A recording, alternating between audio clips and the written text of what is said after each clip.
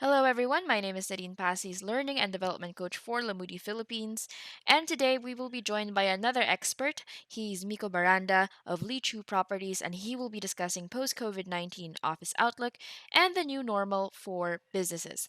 If you have any questions to ask, please feel free to add them on the comment section, and we will be responding through there. Thank you very much, and we hope you enjoy and learn more about the real estate outlook for today. Good afternoon. My name is Mikko Barranda from Leechiu Property Consultants. Thank you again, Lamudi, for giving us the opportunity to share with you today our thoughts and insights in the property market. We'll walk you through what's happening in the office sector, both on the supply and demand side, and what we believe will be our forecasts for 2020. And at the same time, we'll also share with you opportunities and trends that we see in the what they call the new normal. So to start, 2019, just to bring you back to 2019, that was a landmark year for the office market. We transacted 1.7 million square meters of demand. To put that in perspective, if you put together all buildings in Bonifacio Global City, office buildings, that's about the same size as what we transacted in one single year.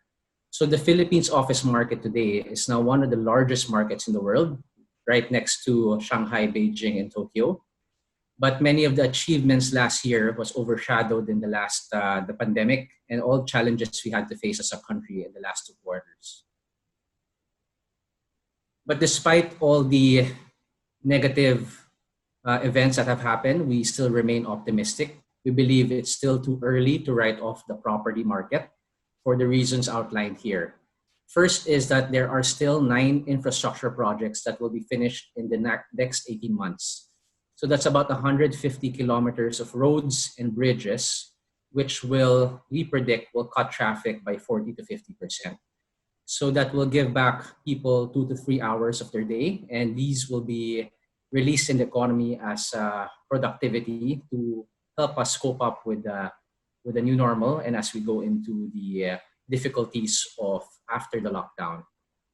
If you look at Bonifacio, I believe they're even building a bridge to connect that to the Ortigas CBD, which would normally take us an hour today, and we'll cut that to about 12 minutes, a third of the time. So these are really milestone projects which will change the landscape tremendously. Second is the BPO industry. As many of you know, is the largest employer in the Philippines today with 1.4 million full-time employees. And they say for every one BPO that's hired, there's 5 or 6 multiplier effect where indirectly it employs another 6 people. And as many countries and companies go into recession, we believe that they will want to cut down as much cost as they can. And one of the ways to protect their bottom line in a fast manner is outsourcing more work to the Philippines or India. The Philippines today has about 20 years of track record, and we're still about the 10th of the price compared to the West. And the labor has improved dramatically through the years. Third is the Pogo sector. So now the lockdown has been lifted and once the travel ban has been fully lifted, we are hopeful that they will continue to expand again as they did in the past. However, in the last few weeks, there have been some challenges in terms of government asking them to sign an undertaking, asking them to pay above the franchise fee that they've asked before. So a lot of these there are now ongoing dialogue between government and the industry to try to resolve and find a compromise. And once they're able to do that, we believe that they will expand again by the third quarter to the fourth quarter of 2020. Also, we've been hearing a lot of land-based casinos in Europe that after they want to transition to a more online platform, and they're looking at the Philippines to expand their footprint if they do decide to transition. Liberalization of foreign ownership, the government is working into looking at industries that can be owned 100% by foreigners, and I think that will progress in the next few months. Multinational corporations are diversifying out of China. We've now been seeing a lot of manufacturing in China diversify out to places like Thailand, Laos, and Vietnam. it will be challenging for them to go to the Philippines for many reasons, such as power cost, labor cost. But where the Philippines will benefit will be more on the customer service side. So many U.S. companies that are based in China uh, will now want to diversify through a disaster recovery center, and they're looking at the Philippines as a candidate for them to do that. Coincidentally, because of how successful at least the Pogo industry was able to import talent, Chinese talent from mainland all the way to the Philippines, this is something that they are looking to replicate and we can see we'll probably see that happening in the next few months. There's infinite levels of global stimulus. What we've been also hopeful is the passage of the CREATE law, which used to be called the CITIRA. So the income tax that today we're paying at 30%, which is one of the highest in the region, will now be reduced to 25% by August if the bill is passed, and will be further reduced to 20% on 1% every year from 2020 onwards. So that will have a big impact in terms of the many companies, most especially the MSMEs. And the REIT sector, which many of us have been waiting for the past 10 years when the law when the law was passed in 2001. But a lot of the challenges in terms of taxation, in terms of the minimum public ownership, a lot of the framework has actually been resolved just before the crisis happened or just before COVID. And the opportunity here is for people like us to be able to invest in real estate of, let's say, Ayala land and maybe buildings that they have completed today that are generating income, and for us to have a share of that building. It's similar to how one would have invested in the stock market. And speaking about Ayala, they've actually cemented their commitment and their position that they will continue with their REIT program by the end of the year, where 4 or 5 office buildings will now be a trial balloon for the REIT. And we see many of the developers will follow after. Next. So just to deep dive into the office market. The office market today has not contracted in terms of its demand and supply. So just to walk you through this a bit more, in the first quarter of 2020, we transacted 157,000 square meters of office. In March, we predicted that April and May, due to the lockdown, will be zero. No, there won't be any transactions happening. But just a few days ago, we got our numbers and we validated that in the last week of May, there's 200,000 square meters that were transacted. So meaning during the lockdown period, there were 50,000 square meters of deals still being made, which is surprising and I think it's a good sign. Also, we still have visibility of 600,000 square meters of demand that want to be completed this year. So with Q1 numbers and with the 600,000, we believe that we will finish up the year at 800 to 1 million square meters, which is still half of what we've done last year. However, the virus, or at least the pandemic, did not just cripple demand, but it also crippled supply. So many of the developers that were supposed to finish their office buildings in 2020, but because of the lockdown, were unable to do so since construction was not permitted. Many of these buildings have now been pushed back to 2021 and 2022. So from 1.5 million square meters, the new number is now at around 800,000. And I think it will be very difficult to, as we now are in the GCQ, there are still many restrictions when it comes to construction, and it will take time before they can do full blast. So we may see this 800,000 square meters actually go down a bit more in the next few months. So knowing the demand and supply numbers, we believe that we will avoid any oversupply this year and any glut in the market, and we will achieve equilibrium. So just to take you to 2018 again and 2019, which were landmark years for the Philippine office market, we've actually been doing record highs of demand in the last 12 years. But back then, a decade ago, we were fully reliant on just one industry, which was the IT BPM that took about 70-80% of the demand. But in the last 4 years, when the BPO, or at least, sorry, the Pogo industry entered the market, we've now seen a more diverse basket of demand profile for the Philippines. So the blue here represents the BPO, the red represents Pogo, and the gray represents everyone else, all traditional and brick and mortar businesses. So what we've observed is as the blue and the red grow, everyone else has also expanded their business.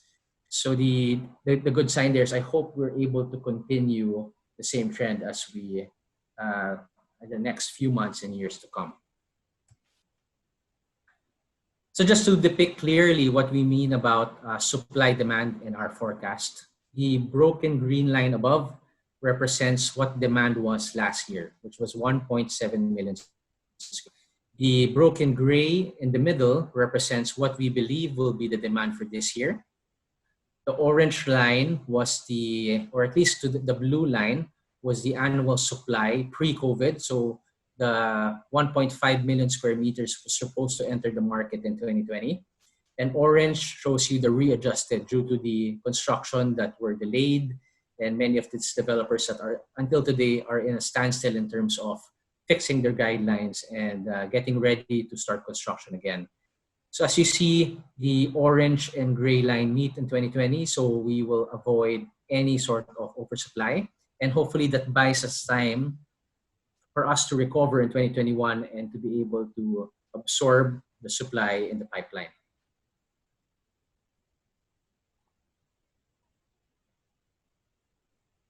So we still see 600,000 square meters of demand that want to happen this year. And ironic enough, due to social distancing and the inability to work from home, this has actually increased demand for the office market. We saw about 50,000 square meters of demand that want to look into fitted spaces, co-working spaces, plug-and-play spaces, something that they can move into right away and have the flexibility to lease for a year and a year or less.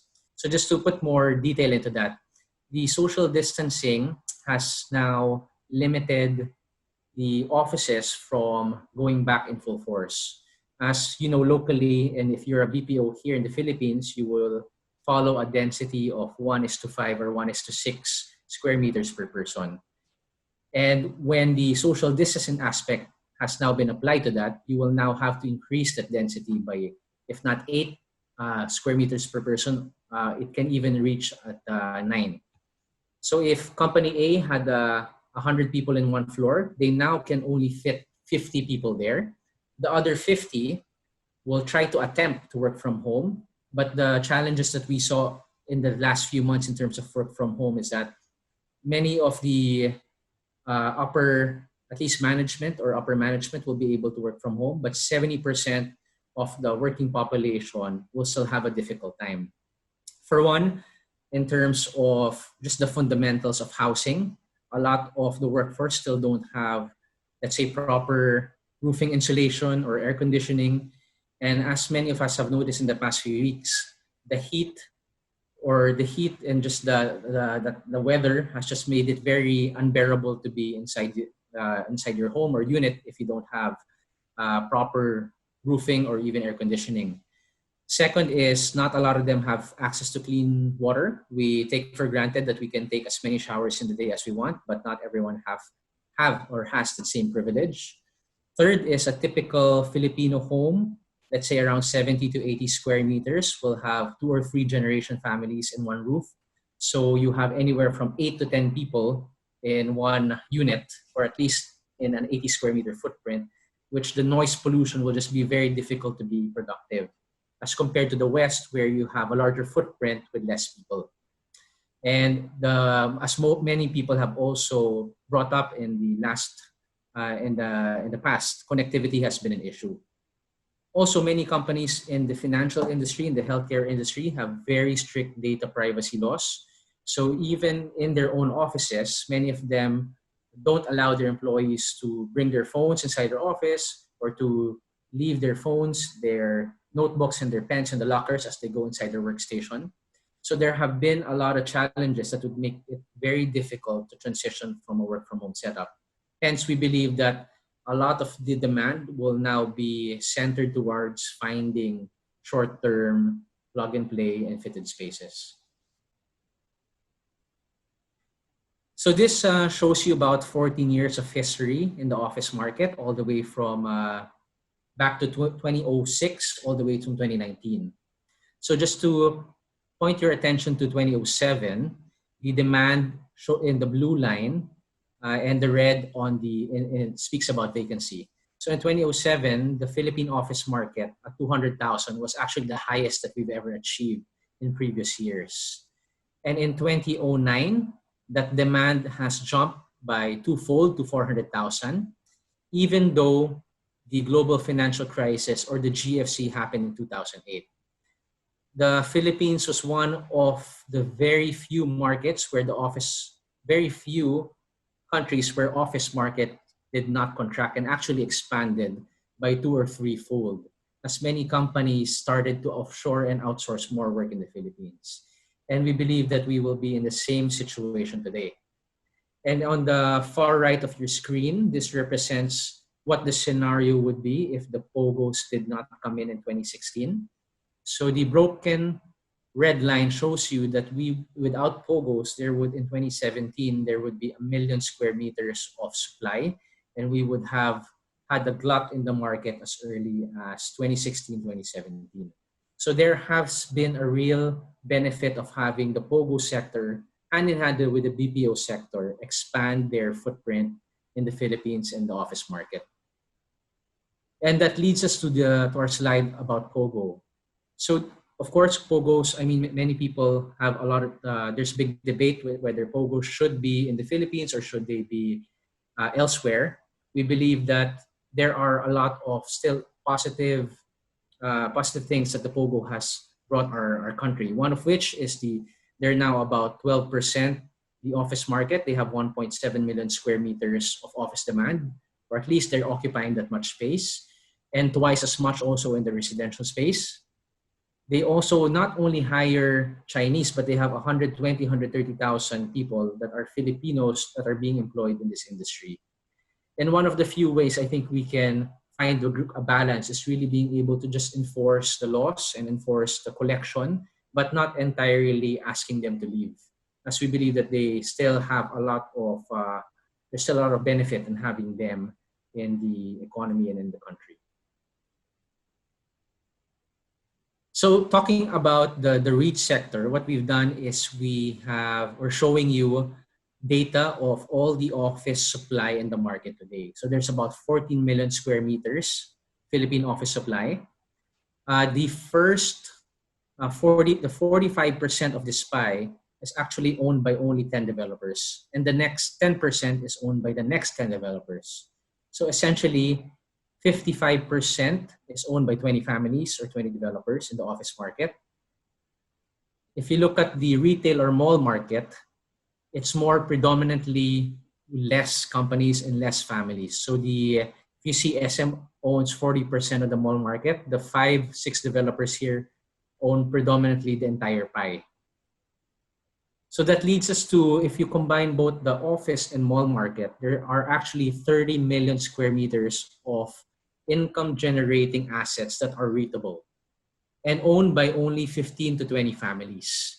So this really shows us that there's a long runway for the Philippines when we are able to launch the REITs, and hopefully that's coming in the next few months. And given the fact that it's owned by only 20 companies, it lessens the bureaucracy in terms of REITing assets, because you're also talking to the same people, the same families, the same developers. And just to talk about more of trends, this is the last slide, just to talk about more what trends we see and opportunities in the new normal. One is we believe that the BPO sector will continue to expand in the next few months as more companies will outsource more work to the Philippines. What we need to do is to support this by having more PEZA zones. We were surprised that in the last few days, there were actually a number of pending buildings that have now been accredited, and hopefully the list grows and more buildings that are under application get their PEZA status. Second is, due to social distancing, This has created demand for the flexible workspace operators. And until such time that we're able to find a vaccine, we believe that many of these companies will continue renting and working out of temporary space. For one, is because of the flexibility of the lease. Second is they don't have to spend any more capex, and it's more of them paying operational expenses of monthly rent. Third is we are hopeful that Pogo will expand by Q3, Q4 once many of the challenges the government has, at least if the challenges that have been bestowed to us in the last few weeks, find a common compromise between the government and the industry. Fourth is the REIT is one of the opportunities we see in the market, and hopefully that will come in the next few months. The fifth is decentralization and diversification.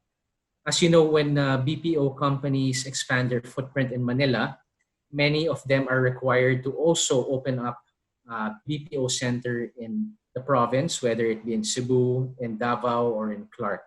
And we believe that more and more companies will look into decentralizing their office footprint.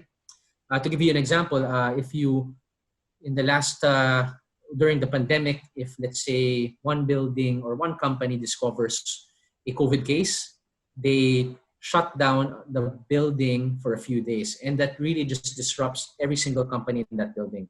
So companies now are looking on not putting their eggs in just one basket and finding ways to diversify their footprint, whether it be a hybrid of an office and co-working spaces or splitting up their office into several smaller locations. Also, the lockdown has actually amplified many of the challenges that we're facing in the real estate industry. As many of you know, the Philippine real estate market is still very archaic, very traditional. And a lot of the challenges, whether it be the digital infrastructure, work from home, having meetings online, have actually been challenges in the past and have now been emphasized during the lockdown. And we believe that digitalization will be a key component. It will be a hybrid between offline and online. For one, we believe that thought leadership or content will continue through online. Before, if you had to, let's say when we were invited to speak in any of these conferences, let's say in Cebu or any of the provinces, it will take us 2 to 3 days to get to the conference, to spend time there, and to go back to Manila. So logistically, it's you spend so many hours for one. Second is the out-of-pocket expenses. But today, through our webinars or through platforms such as what we're having today, has now decreased the cost and has also made it very scalable for us to continue doing briefings multiple times in a day and reaching a much larger audience. Lead generation, similar to what Lamudi has been doing in the past few years and has been successful of. We believe that that will continue. They will produce more leads for brokers and for companies.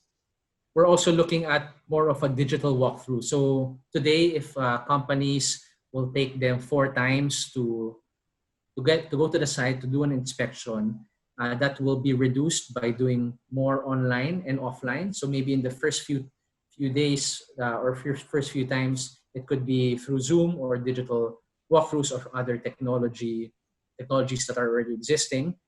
And maybe once they really need to make a decision, that's a time that they go through and look at the space. And lastly, we see an increased popularity in sustainable buildings. So many of you are familiar with LEED and Verde, but what we believe that many developers will now incorporate more of WELL certification. One of the developers in the country, Menarco, has been the first to get WELL certification in the building. Basically, it doesn't just look at power consumption and power savings, but more how the occupants in the building will be healthy and well.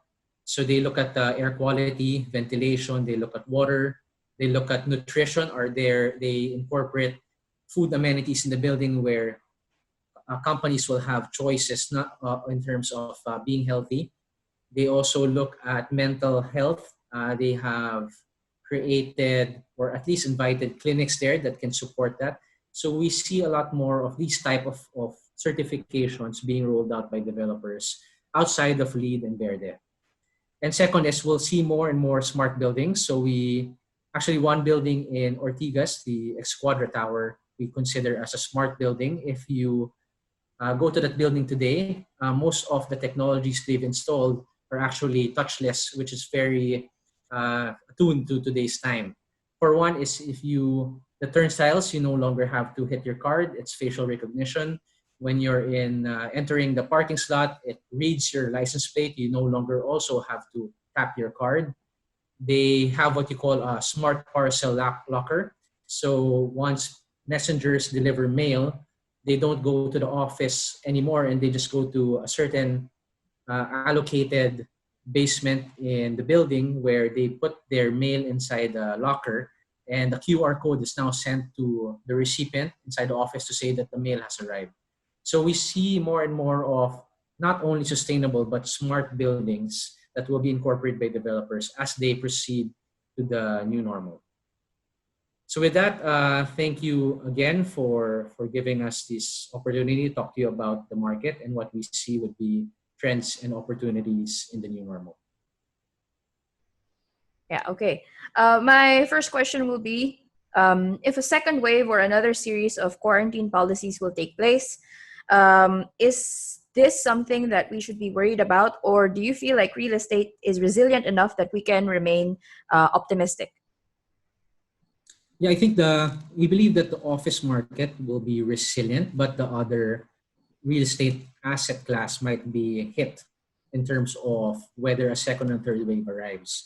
So the residential market might be one of those markets. Today, the banks are still deferring payments to many of those that have borrowed or have mortgages.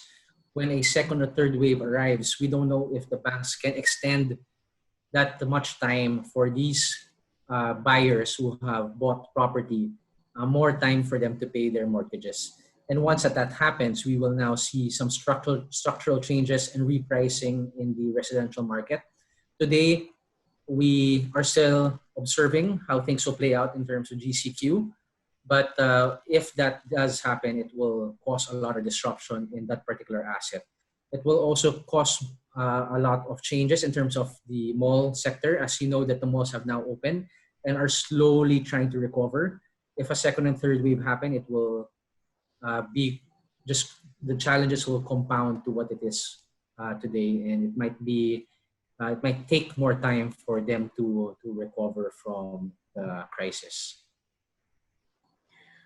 Okay. What business policies or actions should we implement or prioritize to make the new normal possible for workers? For one, I think the one of the few things we need to make sure that we're always on the know.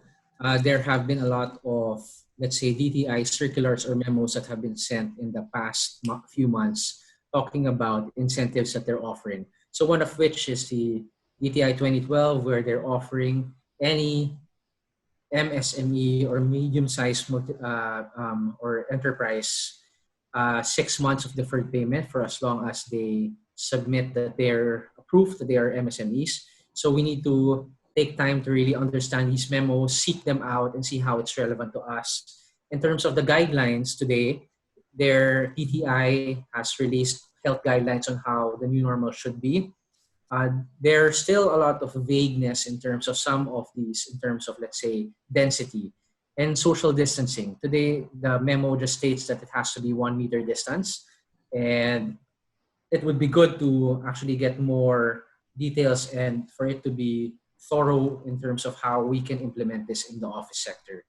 But we believe that hopefully as the next few weeks, we can get more clarity on how things will play out in terms of government releasing more measures and more details into the new normal.